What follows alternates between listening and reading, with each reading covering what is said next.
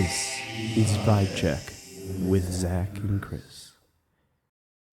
Yeah, it happened? Okay. Hello, ladies and gentlemen. Welcome to another episode of Vibe Check with Zach and Kris here in beautiful Cartoon Reality Studios in Linwood, California. Today, we're going to move past the topics that we had before, which were, I'm told, comforting, relaxing. Yeah, we've been a little too comforting and relaxing with you guys on this this whole journey. And I think we're going to throw a little bit of a curveball at you just so we get a little more focused and serious with, our spiritual endeavors here. Because it turns out, just because we can sort of audially and now visually put out a step-by-step guide on opening ourselves up, expressing ourselves artistically, imaginatively, prophetically, and bring our what feels right and what gives us peace into the world, just because we can sort of step-by-step give that out, doesn't mean we can ignore what prevents us from doing this, what's holding us back, not just as individuals, but as a collective society. And right now, we're in a massive crisis, and therefore also a massive opportunity to become in touch with ourselves. And this crisis is coronavirus time. Yeah, we are not, and it's not only a physical, external crisis, because obviously all the crazy on the outside is leading to just as much crazy on the inside, and this is a time where people can really, maybe they should, not that they can, and they should, not that they are, can really dive deep into their own psyches and go through all of these emotions that are being brought up by the crisis, and learn. Right. So this was I sort of spelled this out to you before. This is my sort of presumption for what was supposed to happen as a collective spiritual awakening. And as we said before, it is partially the case, but not completely. Which it's simply this. We're all stuck behind our computers and worried that this invisible virus will get any one of us, and we have to cooperate in order to stop it. And we have to say that nobody is better or worse than another, because everyone's a vector. Yeah. Everyone's suffering equally. You know that everyone's suffering equally, whether they're in house arrest in a mansion or really suffering in a small apartment. Like, we're all going through something. And so so my presumption was, well, there's no more room for pretense in this world anymore. There's no more room for being guarded and being careful about how you present yourself. I mean, of course, to a limited extent, we want to be dignified, but there's a lot of people who go on these Zoom calls and they have their children running around or interruptions, and there's a professionalism, but there's no humanity yet. And there's so many people who are, I think this is part of the whole, refusing to wear a mask that, is prevalent in larger society, which is, people can't not, they have to feel the normal. And the reason they have to feel the normal is they have to feel guarded and protected, and they can't expose themselves or be vulnerable to their humanity. So they're making themselves exposed and be vulnerable to what could kill them, because they would rather have that happen than be exposed and vulnerable to humanity. And even though the mask thing happens to be on one side of a political argument, what I'm talking about is across the board. And so people, I think, somewhat have succeeded in being able to show their humanity. Even corporations are telling us, which is sort of a bellwether. I don't see them as a driving force one way or another. Yeah. But they're a bellwether saying, oh, we all have to care for each other now. Oh, we're a community now. Things that I would have never imagined a corporation even if that's just them presenting that image, that for the public to be like, hey, the corporations are our friends. Right. But that's the whole point. The moment gay rights become accepted, then they'll go on the bandwagon. But that's kind of how the corporations play, and that's fine. But the point is that there was a certain critical mass that said, like, actually caring about each other is important. Yeah. And actually showing your humanity above your professionalism, above, like, the normal constraints that make you guarded and, like, fearful of one another. Yeah. That should win out. And it didn't entirely win out. It could have won out, but it didn't. Yeah. And what I'm arguing is that there's a reason why this opportunity to have our humanity show itself, even as we have all these tens of thousands of people dying, everyone's in lockdown. There's a reason why we couldn't transcend our need for this fake normalcy and this fake guardedness and have humanity. There's a reason we couldn't do it. And that reason is crisis, the thought of crisis. Crisis doesn't necessarily make us more human, as we see in natural disasters. Yeah. It could actually make us somewhat less human. I think it really shows the deeper character of a person, because it removed the false normal. Yeah. And that's why, some people reactionarily were just like, nope, everything's normal, everything's fine, you're all just scared, and that's just projection of your own fear. You're all scared. No, you're scared of saying that it's not normal and that everything's not okay. Like, you just want everything to be okay. Because God forbid they should be a human being. Exactly. You know? So, yeah, it's very reactionary when you're thrown into a situation of crisis. It really does show on the outside how you feel on the inside. Whether or not you're projecting it honestly or not, it's still, you can read it. You know, once you know how to acknowledge it, you can read, oh, these people are really insecure. Right. And yet they've told themselves over and over and over that they're secure. Right. It's very painful. It's very painful. That's what we sort of learned. It's very painful to take. It seems when we present, letting your humanity shine out, letting your soul speak, letting yourself imagine, those sound like amazing, beautiful things that just make you feel like you're on heaven on earth. And that's all true. Yeah. But the process of getting there means you have to reject a lot of fear. A lot of fear that you could lose everything, that you could lose what you have, that this world actually, that all these things we're talking about peace and the soul, maybe they're not real. A crisis forces you to decide when you really can lose everything, whether that which reality is more real. The reality of, well, this physical world is really secondary to the spiritual one. Or maybe the spiritual one just wasn't there and I've got to cling to whatever I get physically.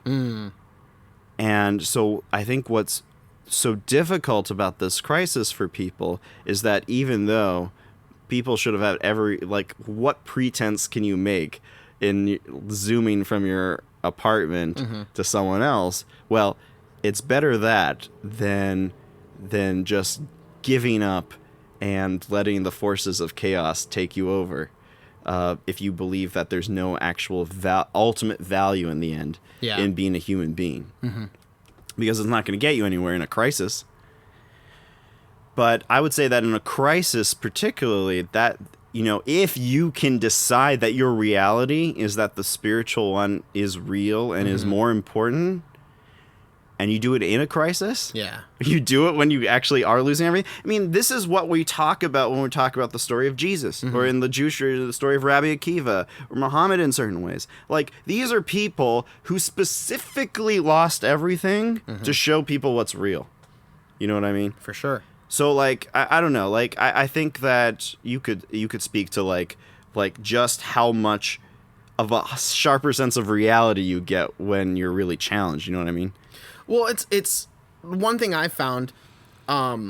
It's like when you're thrown into crisis, your mind sort of has different pathologies that it can jump onto, and some people are going to be the nihilists that are just going to be like, oh, this is chaos, everything's madness, none of it matters, whatever. There's going to be the existentialists that are like, oh, this is all happening for a reason. This is like kind of like us. We're kind of existentialists, but we're realist at the same time. Well, yeah. I mean, it depends. You get there. Yeah. It's a battle. It's a battle for everyone. That's kind of the point I'm getting at. Yeah. Exactly. But yeah, you end up jumping into these pathologies and then trying to figure out whether that pathology actually serves you. So it's like you're constantly trying to convince yourself that what you believe matches the physical, or at least, the external world. Mm-hmm. And yet there's so much importance of that internal world that also determines that pathology and that thought process, because it's not just that outside that's bothering you. It's an inside-out balancing act. Two people are going to get the same experiences, the same evidence from the outside world, and decide completely differently how to interpret that. For sure. How to say, well, all this chaos is happening, and so I just need to do what I can to survive, and and this is the important thing, take or guard myself or take from others, so that I can keep the little I have in this moment of scarcity and crisis. Mm-hmm. Or you decide, well, this is just proof that I am being tested, and I need to show that what really matters is not these physical things so much, but actually that I am the only one remaining. Me personally, my soul, my being is the only thing left in a world where everything else is up in the air, is in flux. And I need to appreciate that and cultivate that, because, nothing else, it's not that nothing else matters, it's that nothing else matters in comparison to me expressing myself. Yeah.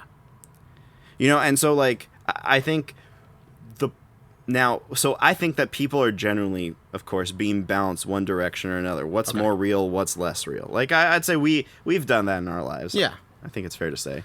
Well, the thing about humans is that we can and will believe absolutely anything. Yeah. It just determines on what stimuli we're getting internally and externally. So it's also one of the heavy importances of finding a balance, but also communicating with each other, so that your balance isn't just a singular balance. You're like, I'm perfectly balanced, and everyone around you is just like, you're insane. Right. No, I don't even know what you're doing. Like, what is going on? No, everything's great.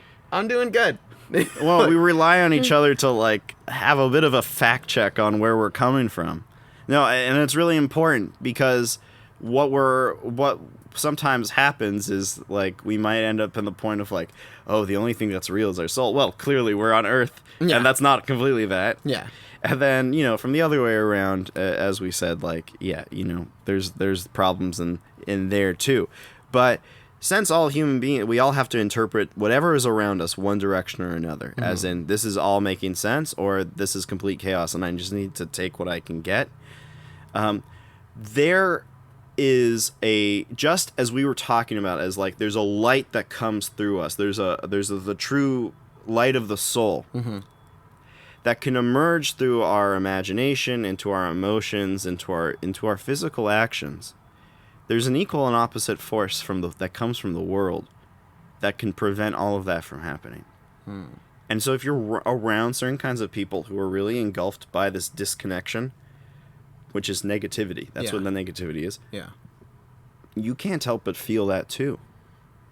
And now we're in a crisis situation, and this is the real deciding point. Either we're around a lot of people who have taken this opportunity to let that light shine through because they realize nothing else matters as much, that this crisis is an opportunity, which is what I tried to describe about this podcast itself. We're in a crisis, and so we're going to have the opportunity to introduce something new to the world. Yeah. Now, we need to retrench ourselves, or we're going to be surrounded by a lot of people who see this only as a crisis, and it proves out that the true winner and nature of the world is not a spiritual one. It's a physical one that we're all trying to get an edge on. And so you can be surrounded by one or the other, or both, and have it project from within ourselves.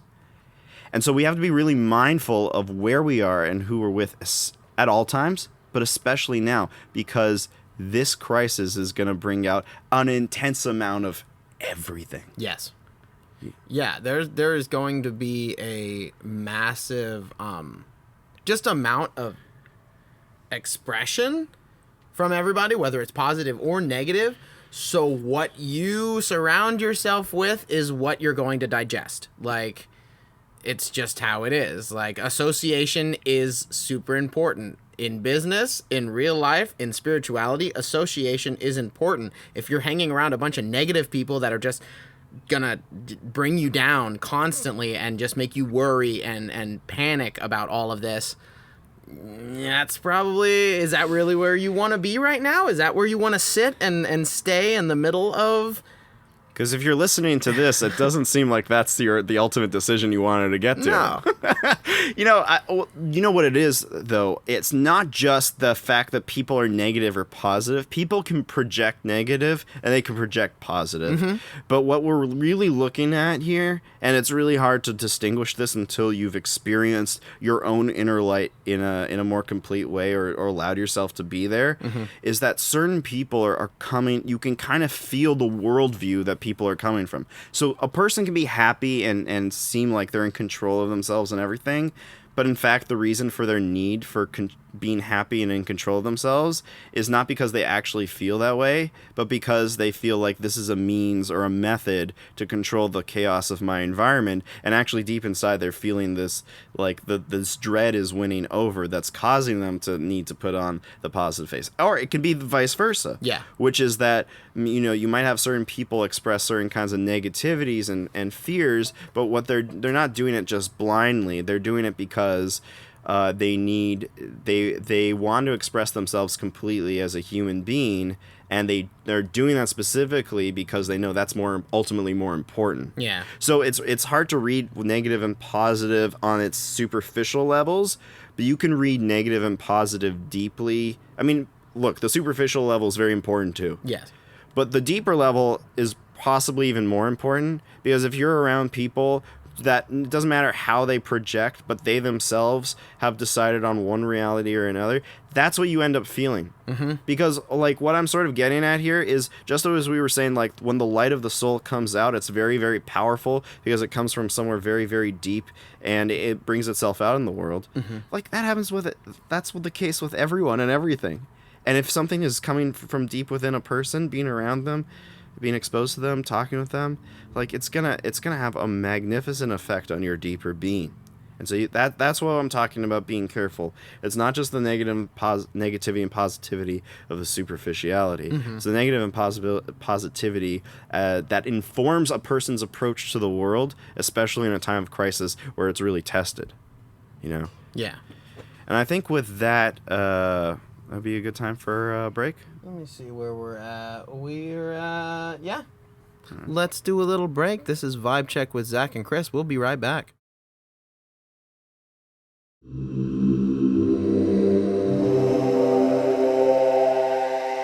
This is Vibe Check with Zach and Kris.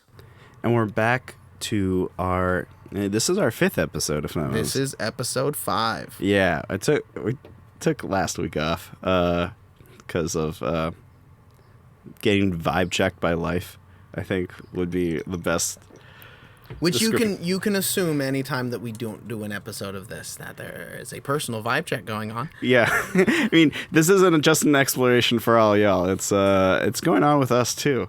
But I want to get back to the point I had about this is a massive crisis, also a massive opportunity, to be able to pick up on which version of reality other people around you are picking up on, mm-hmm. which one you're picking up on, and that being the choice kind of between seeing the world as a physical thing that you have to defend yourself against and prepare for, that a crisis can bring out, or you can take a crisis and say, oh, now I really understand none of this matters, and maybe we should be more human, mm-hmm. should have more of ourselves going on. But the next bit is that's really hard to do. It's really hard to make the decision of, like, oh, actually, this isn't so particularly important. We're going to go into sort of a spiritual way of being But precisely because it's so hard, it becomes our biggest opportunity. Because it's so hard, that means if we can zero in on who we are as people, on our souls, on our being, and all that means we can do that in easier times. Would you agree with that sort of idea? Yeah. If you can pull the strongest parts of yourself to the surface during, a moment of crisis, you should be able to use that in your everyday life. It should translate. What doesn't kill you makes you stronger, right? So it's the same sort of situation where you're thrown into, change doesn't come with comfort. Mm-hmm. You got to be uncomfortable for change to happen. And obviously we're in a reality that needs change and needs, a paradigm shift. Yeah, this virus is kind of a stress test. It's more than just a literal virus. For some reason, it has this nasty knack of hitting people, of getting people who don't cooperate with each other in a common spirit of humanity. It's a weird sort of thing to have this happen. It's a little odd, but it's the reality we're facing. So we've got to deal with that in that way. And the longer we keep putting it off like a nationwide cooperation effort, the longer this is going to last, where we just get sick off of our own ignorance. Yeah, I can comprehend the dissonance between people right now, because some people are obviously just spouting ignorance and hate and trying to be argumentative on all sides mm-hmm. of every situation right now, whether it's protests or just the virus. People are at war with themselves, and with their own. We're at war with our own country, pretty much. Like, we're just within our own country. There's so much struggle, and there's so much arguing and false information and talking in circles that it's holding us back from really moving forward and using this chaos, this moment of chaos, as a moment to unify. We have to, and the crazy thing is, it's not like, oh, this is a moment of chaos, so therefore we all need to fend for ourselves. No, this literally doesn't stop being chaos until we purge the chaos out of ourselves. Mm-hmm. So it's a really weird and intense situation. Now, what I was getting to in the segment beforehand is that, well, it does matter who you're around, where they're coming from, if it really infects you, and you start thinking, wow, when you start noticing that you're thinking, I've got to survive, I've got to do this, I've got to put on all those sorts of things. Like, they're sometimes your own thoughts, sometimes they come from around you, but this is where I was getting. There's a way to get rid of these things. And I found that out yesterday when I went off to the mountains, to the desert. I mean, I think for each person it's a different thing. I don't know what your sort of cleansing mechanism is. I have a few. Swimming, water. Water is a very good release of energy. I think it's because it absorbs intention, and I mean, just scientifically. Well, in the Jewish world, running water or water that is constantly moving around the world is considered like the ultimate purifier.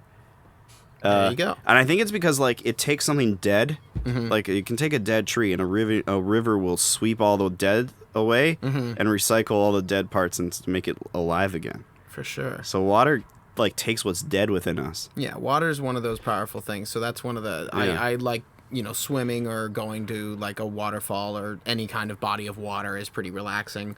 Or... performing, not really an option right now, but getting some sort of performance outlet. So, like, getting essentially the cleansing mechanism instead of being water is like the imagination and the energy of that comes from within you. Mm-hmm. So you like reinforce and reinvigorate that voice within. It's like a bit of that, and also sort of emptying out the sponge. Of emotion, where right. you're filled up with all this stuff, and sometimes you just got to wring it out and get you don't all that. You don't even know that it's in you until you're wringing it out. Exactly. Really. Yeah. You feel it, but you don't know what it is until you put it out as the art. Yeah. Which you guys should listen to our last episode, because that's what that was about. Right. But yeah, like it's a cleanse, you know, whether it's a mental cleanse or a physical cleanse.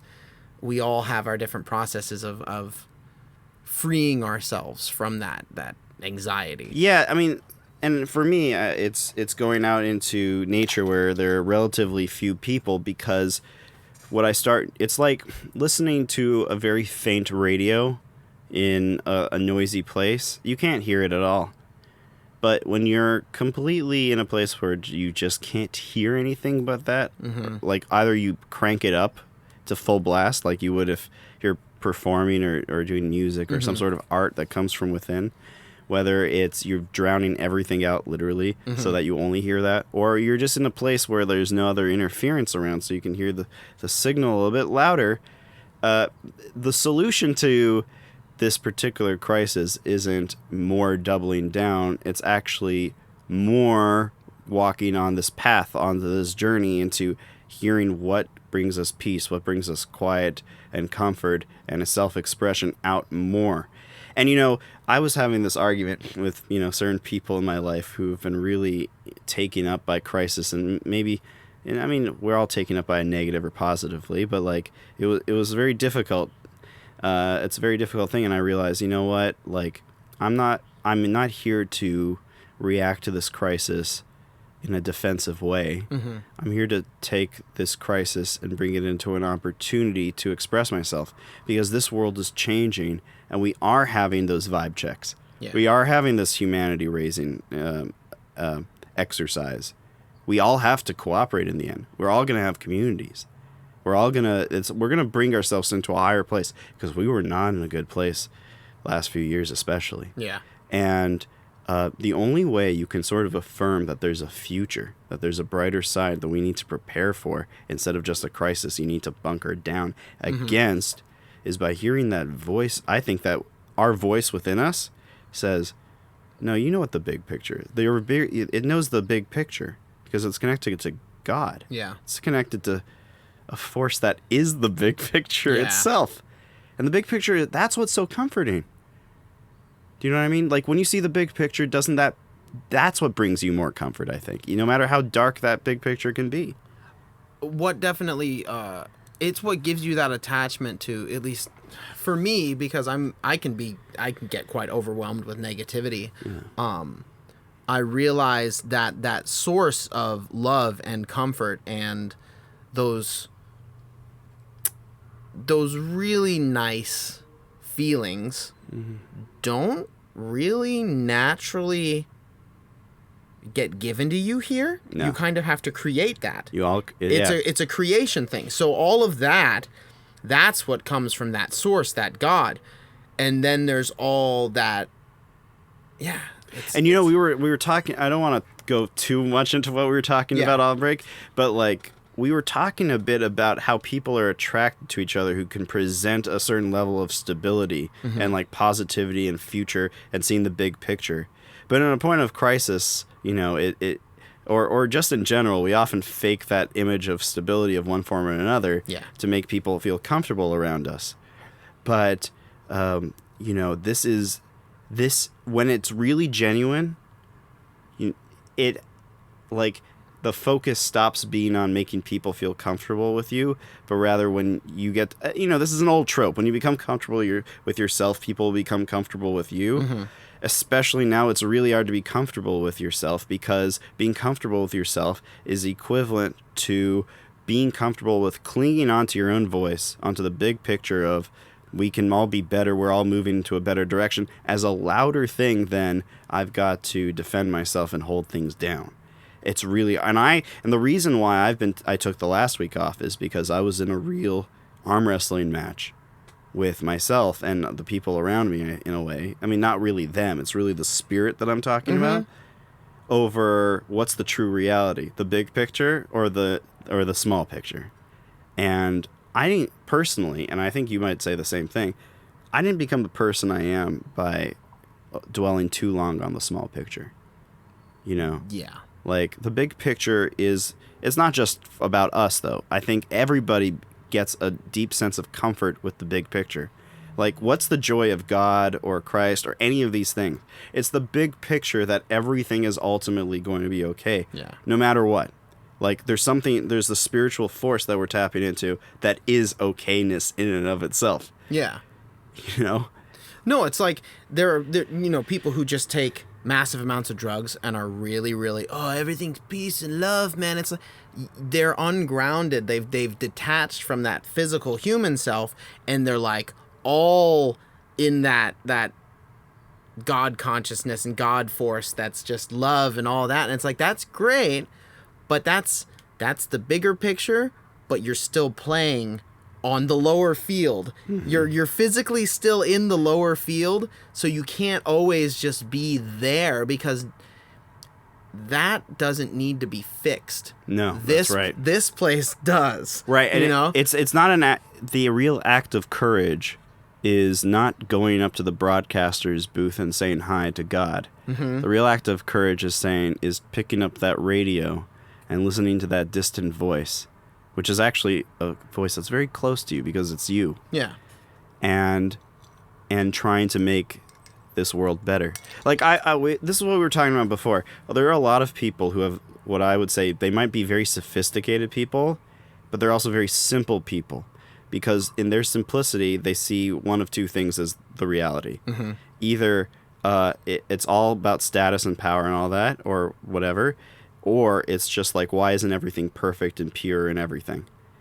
And the truly difficult thing in the moment of crisis is not, or just for anybody, I find that people who are really challenged in life and actually sort of succeed in some of these crises, like certain, I think, relatively privileged people, not always, but sometimes don't go through as many crises like this, and therefore don't have as much opportunity to succeed in them. Because it's not just about the amount of crises or the crises, it's succeeding. Certain people go through a lot of crises, and they succeed in many of them. And the succeeding in a crisis of the heart isn't by saying, oh, the world is all good and pure, and therefore, like, well, I'm just going to live in La La Land forever. No, they actually develop a very sophisticated view of the world where they start seeing God and hearing their own voice louder in the chaos, in the muck. There's no escaping when you have no choice but to confront crisis all the time. The people who do escape, though, who are in that crisis situation, they're raving in a mental ward or on a lot of drugs. They escaped. That's why they did it. But the people who take those crisis opportunities and still say, I'm still in this world. I'm providing for my family. I'm providing for other people. They don't have a choice, but they will to develop a more sophisticated view of the world, where God and your soul actually dwells within it as the stronger thing, not separate from the world, but actually truly within it. Yeah. And that's so hard. It's finding a connection not only to God, but to everything and everyone, even the things you don't want to be connected to. Oh, that's so true. And that's the hardest part of this reality, just the plane that we live in right now. You have to digest all of it. As much as you'd love to shelter yourself, that's dangerous. Yeah. Sheltering yourself makes you have a false sense of the reality, because you only know what you've been exposed to. Well, you're tortured by the chaos of the pure simplicity of a view of, like, either there's a world of chaos that I must conquer, or there's a world I must conquer, or I'd need to be in, like, this perfect state of serenity. I mean, like, sheltering yourself in a certain place doesn't give you the opportunity. What I was referring to at the beginning of this episode was, like, ironically, this shelter in place for everyone was the one time we would all stop being sheltered. Yeah. Because suddenly you don't have a choice. It's real forever. You walk on the streets, people are walking around like zombies, like everything's boarded up. Like, it doesn't matter where you are. It's universal in that regard. Yeah. Right? That's what I was hoping, that there was and you know what? There truly was a certain kind of wake-up call for everybody. But the real essential idea is, like, we we were already diseased with this increasingly, I guess, I wouldn't say diseased mindset, but it was more like a mindset that really was untethered and ungrounded, that kind of saw politics as a show, kind of saw people's lives as a show, and not like it as an actual reality. So either you're just super happy about some political thing, or you're super, like, you know what I'm talking about? Like, certain people start reading the news, or they start like engaging in subjects, like they're really super emotionally involved in it, but you can tell that there's nothing there. Yeah. They're not really in it. Yeah. They're not really talking about it, even though the people who are most worked up about something, like people who watch reality shows sometimes, like they're like, oh, they're super into it, or the people in the reality show, they're super, but they're also super not there. Yeah. This was whatever perfect reality it seemed like before, it was diseased from the start because it was like this, which is what you talk about. So now we have no choice but to confront real things. Yeah. And that's really scary, and it's really hard. But what we're advocating for is, this is an opportunity of a lifetime. You make it through 2020 and come out with yourself, you'll always have yourself. That's all we're trying to say here. Yeah. No, it's true. If you can make it through this year, I can't say unscathed, but in fact, it's the point is, yeah, you need to get a little scathed. Because how are you going to find God in the tragic situations if you don't get scathed? Because otherwise you're only going to look for God in like the most perfect conditioned set up ways. Yeah. If you can only find God in the positive, or in the beautiful, like the perfect. If Yeah. you can only find God in the perfect. If you can only find God there, you're missing an entire other side of the picture. You're missing more, and at least I personally believe, like, if your job is to serve God as a conscious being that is critical of everything, but at the same time not taking it all completely personally. No, basically this is what consciousness is. Consciousness is not seeing God. Consciousness is seeing God everywhere. Yeah. Consciousness is not just being yourself. Consciousness is being yourself everywhere. Consciousness is not just becoming aware of the concepts and the ideas around spirituality. It's about walking everywhere with a sense of openness and humanity to everybody. And if we don't accomplish this, we're gonna perpetually live. Here's the thing about the simple point of view that I'm saying that we all need to grow out of in certain ways. Yeah. Is that if you only see God in such a way, you can't see God everywhere in that sense, or it's really hard to. It has to be in this perfect condition kind of way, because it's a simple in this point of view. Yeah. What you end up doing is living in perpetual suffering, because if you just live in the world of competition and having to beat that world of competition, and there's always, of course, someone better, like, you're also suffering because you are not giving yourself the chance to try and listen to your own voice, even in the world of competitiveness, of competition, and you'll hurt other people. You'll be hurting yourself in the process, and it's really hard to listen to that voice. That's what I was saying. You have to do certain things to get that to happen, but without that, then you just live in a state of constant fear, and really even worse, longing for that simplicity, that beauty of God. But and it's important to long for that.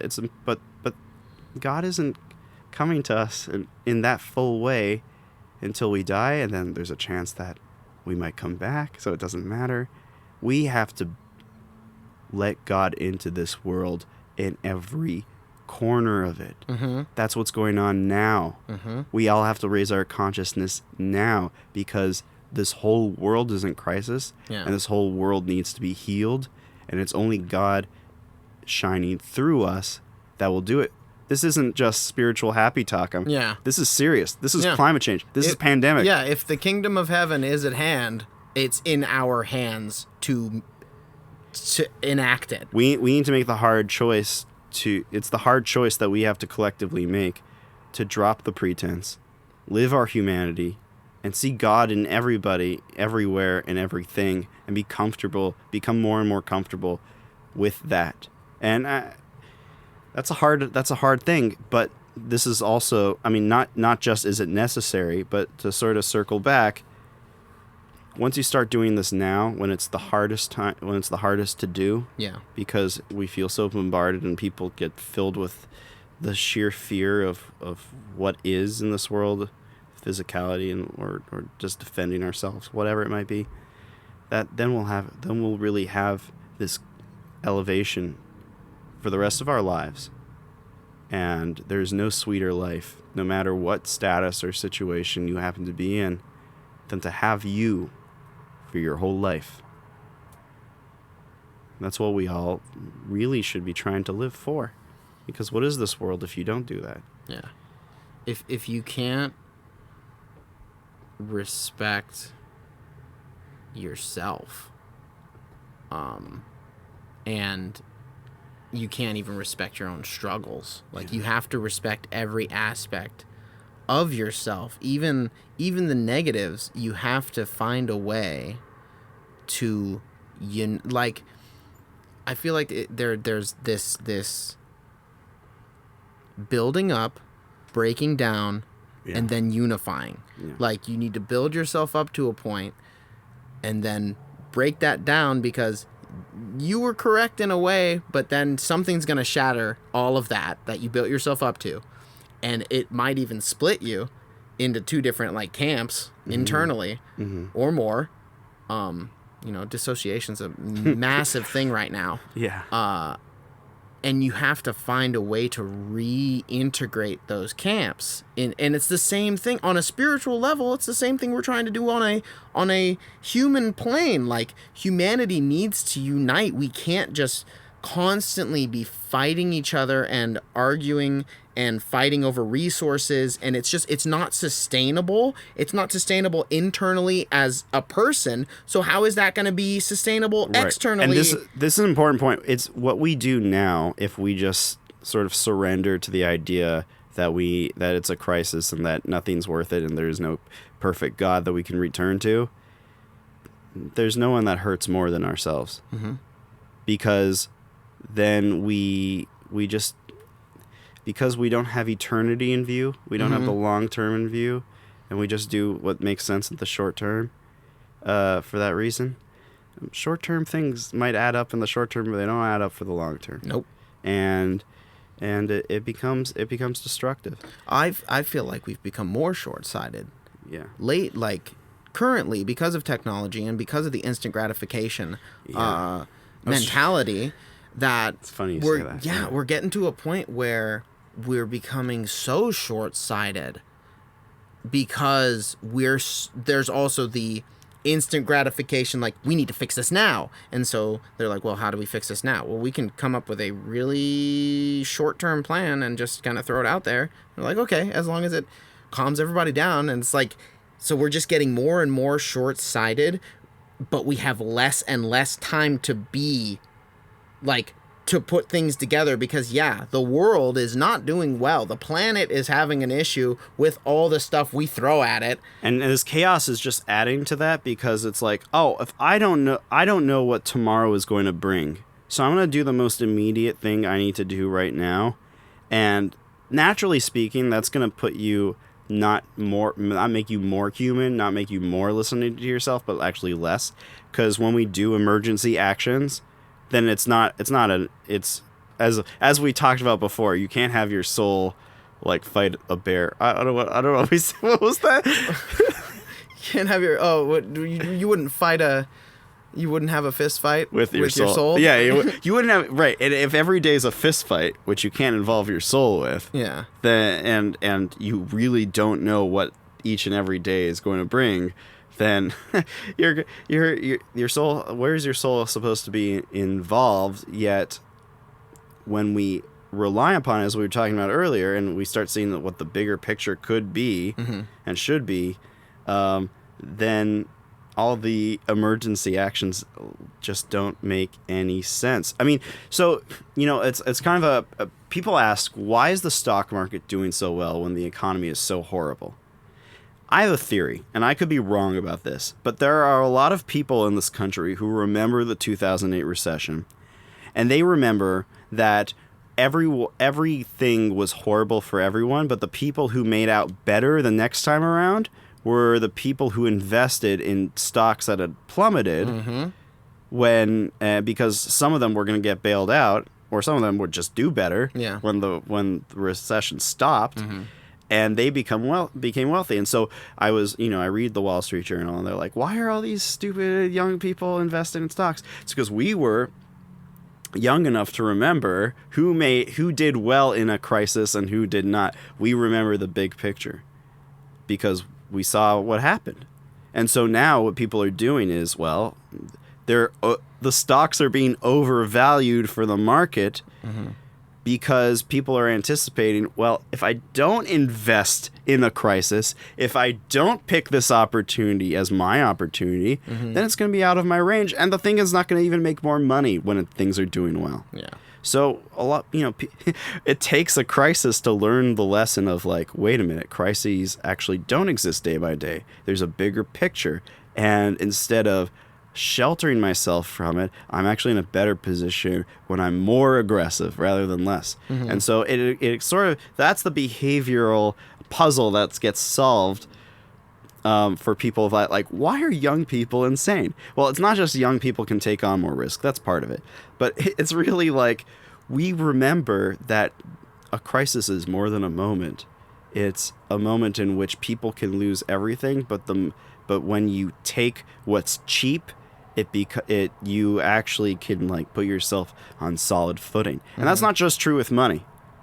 That's true with yourself. So if you have more of yourself, if you invest in yourself and listening to yourself, in your fitness, in your capacity to learn, in your whatever it is, talent that you have, but more importantly, who you are, and listening to yourself, this is precisely the moment where it's going to, when you feel comfortable with everything, when everything's working out fine, all of what you have in the crisis is going to put you ahead of everyone else. Not that this should be a competition. What I mean is, you're going to really, truly be and feel like yourself, even more so when everything's put back together. Yeah. That's what we're talking about here. Yeah. But I don't know about you, but I'm, like, getting a sweat. I'm so worked up now. No, we're sweating good. And we're almost 50 minutes in. So okay, maybe we should, like, let our listeners off the hook and not torture them forever. I mean, this was a good conversation, I think. Yeah, I think this is a very important conversation for people to hear, especially because it was a little more intense than our usual conversation. Yeah.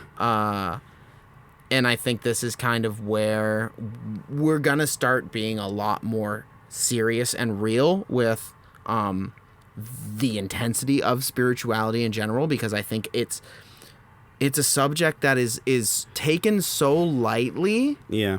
Like it's an escape. Yeah, people. But it's actually the most real thing within yourself. People take spirituality as it's just this light thing when it has so much importance over how you govern yourself and how you just react to reality. Right. And I mean, ultimately speaking, it's going to be positive where we're going. That's the whole point of this. Yeah.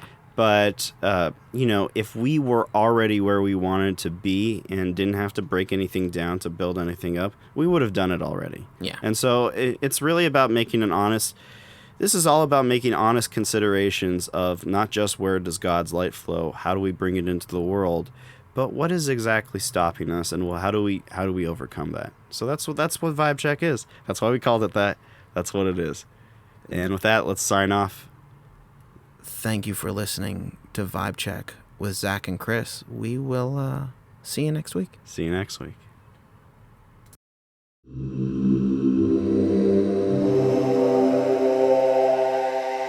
This is Vibe Check with Zach and Kris.